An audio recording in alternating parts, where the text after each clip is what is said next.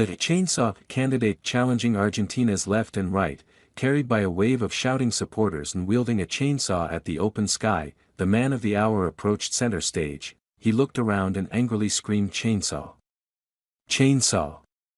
A war cry quickly picked up by his supporters calling for carnage. All around him, shouts, chants, and traffic horns blasting loud. This was not a WWE wrestling show, but the 2023 presidential race in Argentina, where political outsider Javier Milei is the leading candidate.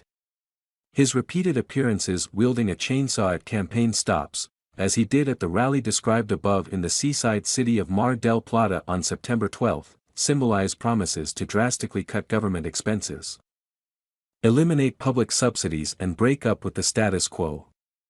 Milei, an economist and former political commentator, surprised Argentina's political scene in August, when he won the largest share of a coalition primary vote that most observers consider indicative of the upcoming presidential contest, set for October 22.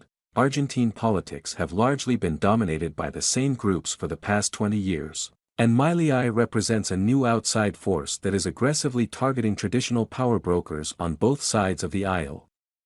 It's a familiar tale that draws comparisons to the rise of other far-right stars like former U.S. President Donald Trump and former Brazilian President Jair Bolsonaro. Like Bolsonaro, Milei rose to fame at a time of great economic crisis in his country. Argentina's yearly inflation reached 124% in August, its highest level in over 32 years, and food prices in particular grew 15% from the previous month, according to the National Institute of Statistics and Census's index. And like Trump, Milei has been able to channel a sentiment of anger towards a political class perceived as distant and ineffective. To the Trumpian slogan, "Drain the swamp," Milei's supporters shout, "Que se vayan todos." Which tran.